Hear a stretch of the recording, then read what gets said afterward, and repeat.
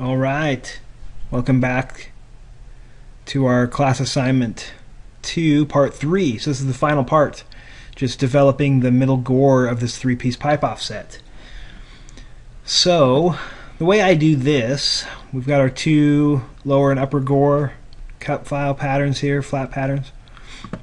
I've already got the information established here. I just need to copy and paste it over here. So I like to start with the circumference line again. That's the way we started this pattern. I actually pulled up this dimension on this so I could remember what it is, but it's 14.1372 inches long for a 4.5 inch OD stretch out. So I'll start with that line, and I'll just do it up here above it a little bit. So it's going to be the same diameter here, 14.1372. Does that sound right? I think so. 14.1372, yes. So I've got my line to start my pattern. I'll go ahead and divide it into its 12 segments the same way. Divide that line into 12. Got it. All right. Now I'm ready to copy and paste lines over here in the same order that I did over here. So I'm gonna keep my weld seam. So in this case, this pipe is gonna have weld seams up this side right here if I do this. So sometimes I can putting all the welds on one side can kind of put all the stress into one spot. It can look symmetrical that way, but you know, I've seen some people do these and they like to maybe spin one 180 degrees, and it still looks fine. So I could end up, you know, which this pattern I could actually spin this gore around. Like this side is the same length as this side, so you know. Anyway, yeah. But sometimes when I'm putting these together, just for distortion's sakes, I would maybe spin the seams 180 degrees from each other. If I want the look of them all lining up, then I do that. Depends on my application. So it's just something I think about when I'm building patterns, and how they're going to be cut out and then how they're going to be welded up.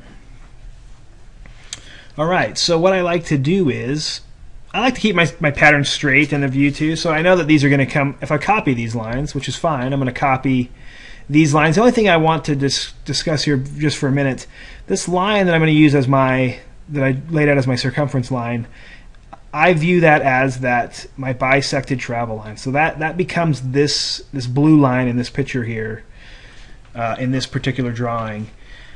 And I'm not sure what my finished drawing might have some different coloring going on there. But what it is yeah, this is the line we bisected. This is perpendicular to the middle gore, and don't let all these other lines fool you. So this actually becomes, you know, my circumference line, and so this becomes the point where the point that I use to copy all these lines from as I come across, just to kind of keep my pattern, because this kind of has like a rainbow looking pattern, and it can be easily confuse you.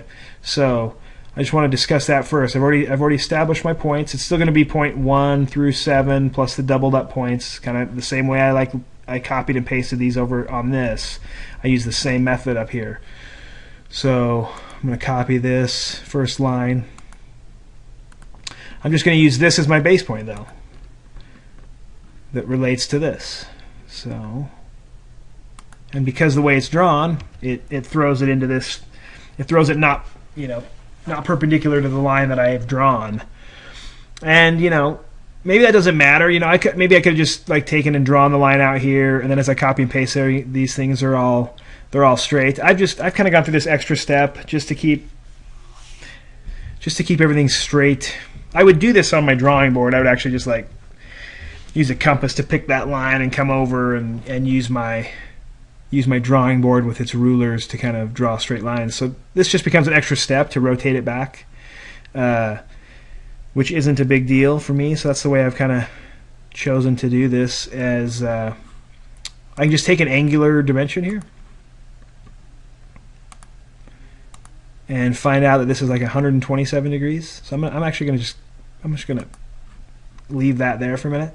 So that tells me it's 127 degrees. So this also gives me an opportunity to explain, like when I rotate stuff, which I don't know if we did a lot in our other drawing, but you know, a straight line here that I've drawn. The way AutoCAD reads this is as I go around counterclockwise, you know, is 1, and then I'm like, if I start here, like this is, you know, 1, 90 degrees would be straight up in line on the y-axis. I'm over that to 127 here. If I just kept going around, this would come all the way back to 360 degrees, kind of in a counterclockwise fashion from something that's parallel with the x-axis. So, like I can rotate, and that we have like an easy rotation command up here. Rotate this object. And so when I do that, it just says select the objects. Yep, I'm going to select this object. Then it just says, you know, I think I can select the base point. I'm going to rotate it from that line. And the angle is, I just kind of think of it like I'm minusing, you know, I'm minusing back to 90 degrees. So I just want to subtract like 37 degrees off of this, which ends up being the actual miter of my angle, which I think is kind of a cool thing, and I'll show that over here as I show you what my miter is.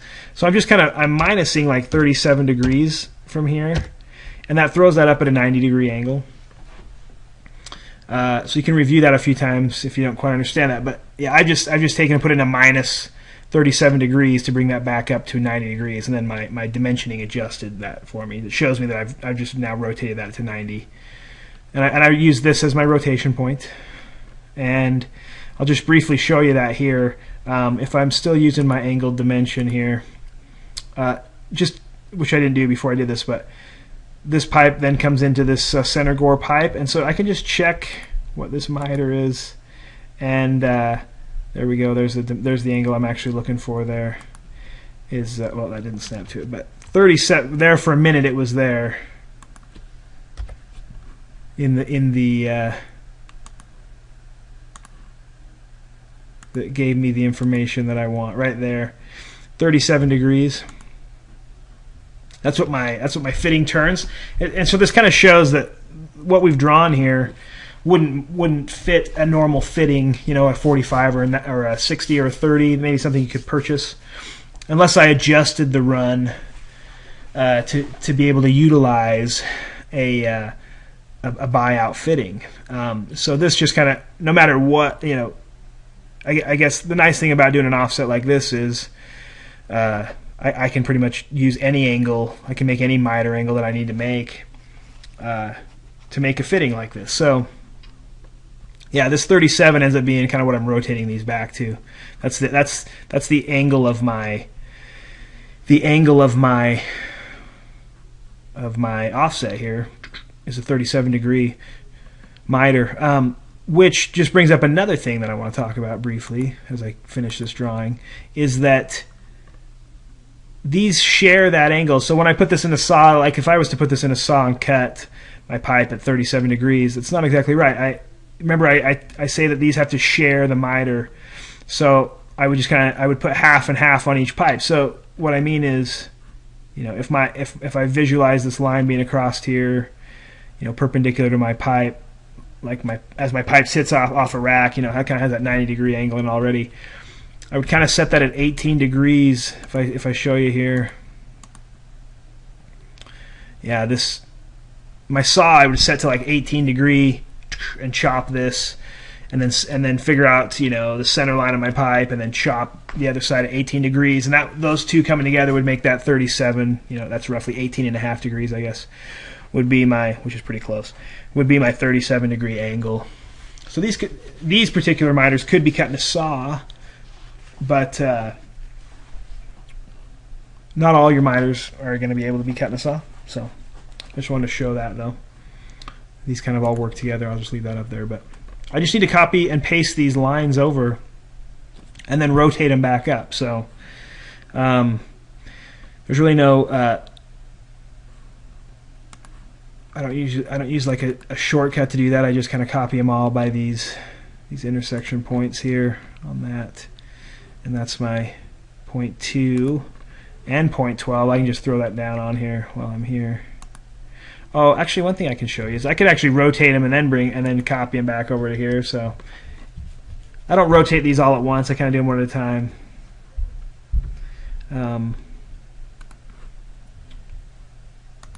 Actually want to do my next copy line.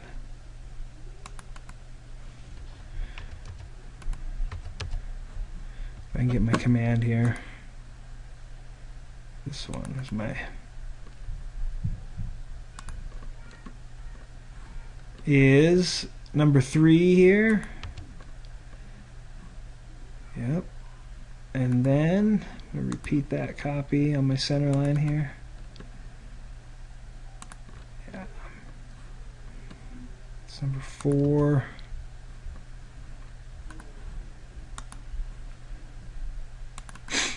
And this one is number 5. I've got 6 and 7 to do.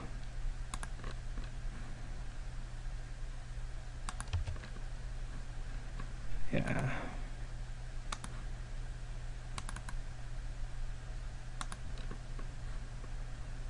All by those same points. Okay, cool. So that's point 1, 2, 3, 4, 5, 6, 7. Halfway around, I need 8, 9, 10, 11, 12, and back to 1. I can just rotate these and then copy them all over. So I'll just rotate these at a negative 37 here. That puts them back up to 90.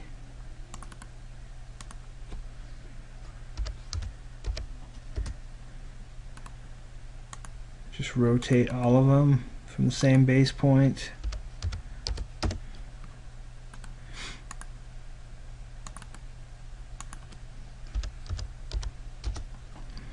And just a couple more here.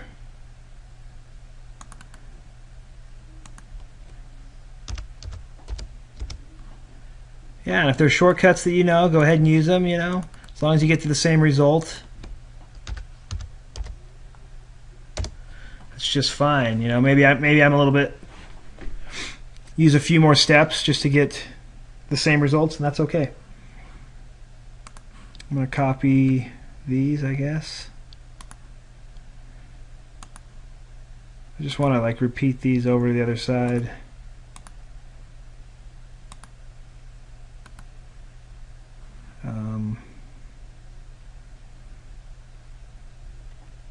Is that what I want to do? I just want to copy them over there. And I think if I just, yeah, because it's just going to be this rainbow down and then back up here, so yeah. I could probably choose to just to mirror that, mirror these lines.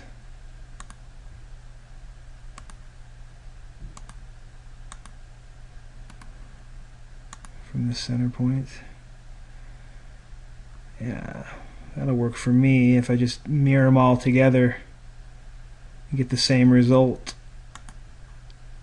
Erase source object is a no. So that was just a quick way to get them. Once I've rotated half of them up, I can just mirror them over there. You could choose to copy them. Whatever way gets them over there quick is easy. As long as it's the same kind of, you know, I would copy this one over to here, so I make sure I don't like flip that thing and get it like reversed mirrored to where the long side, I need it to be this swooping look like this for this particular part. And then to finish this off, we just need to do our, what I like to do is that polyline arc and second point and tie these together.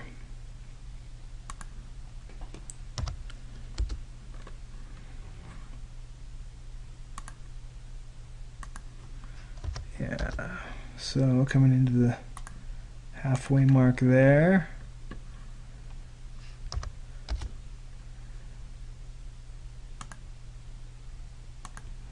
Good.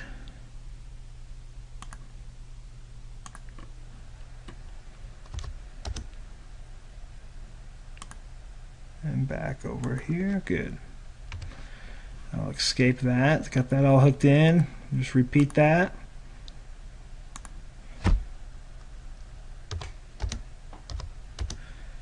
I'm okay with this being a little bit redundant because I think that helps kind of lock it in to your memory on what you're doing.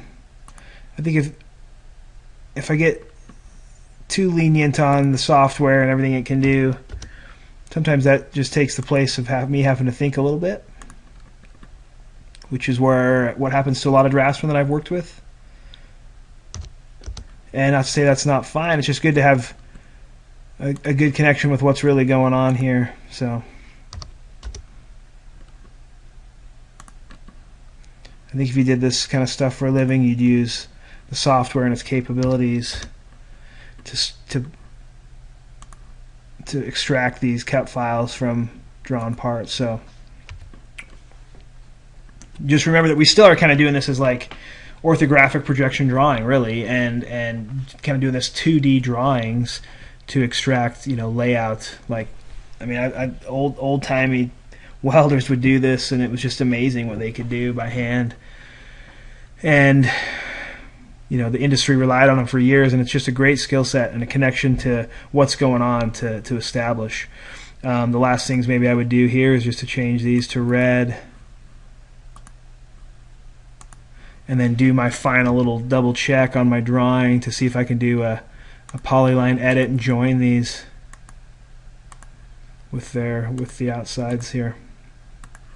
And if not, then I just need to zoom in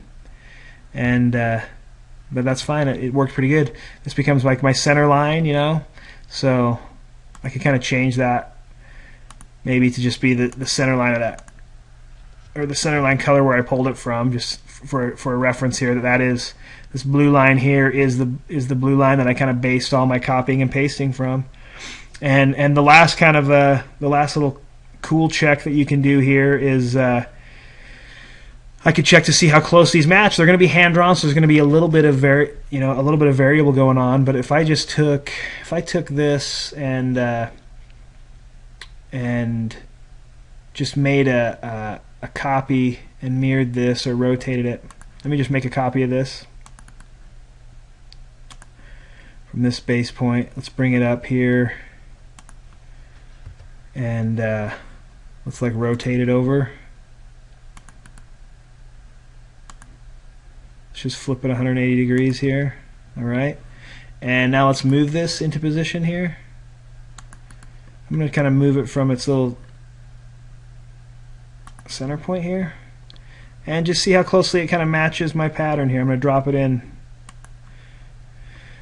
So, and if I view on here, you can see there's a little bit of, I'm zooming in pretty close to get a little bit of variation in drawing. And it's a good little indicator here to see, like, and this is just me, this is my drawing error in how I've like copied and pasted lines and drawn stuff. So if I'm seeing something that's like if I zoom out at this kind of a distance like this and it looks pretty good, I'm picking up just a little bit of variation, I've done pretty good. I've got pretty accurately matching pieces. If I like flip this thing over on itself and I've got the gaping, that spans a couple of these squares, remember these are half-inch increments here, so if I'm looking here, this is, way less than a 1/16 of variation here. Let's just pull up my dimensioning here and just kind of see what I got going on. Yeah, I've got like a 32nd of variation going on here. That's pretty good. I mean, we're welders. We're working with weld seams. I do like tight seams, but that's within a good tolerance to me, Half of that, and I'm into machinist territory for me. So if this thing is like, a half-inch or even a full 1/4 inch, that I'm getting a little sloppy on my drawing, and I've had some issues. I've had some misalignment going on. So anyway, I just kind of wanted to show that I do when I'm drawing these and I've pulled and picked stuff up. Sometimes I like to just double check like how close it matches. I'm going to change this to a white. Anyway, kind of double check some of my how my patterns are matching each other, So knowing that, when I copy and pasted these lines before I rotated them, was that rotation angle really close, within a 1/2 degree or so of what my miter angle ended up being. So just do these cross checks. Try to challenge yourself, really trying to understand what you're doing here. And that is a single offset. This would be the middle gore. This is unnecessary, this part on top, just so you know. That was just showing my variable and kind of doing a little double check on myself. But there's my middle gore. I would need one of those, roll it round, and it would become this part in this middle here. And I would need 2 of these end pieces to become the top, and then I would have these 3 go together, and I'd have my 3-piece pipe offset. So that concludes class assignment 2 in 3 parts. So we'll see you on the next assignment.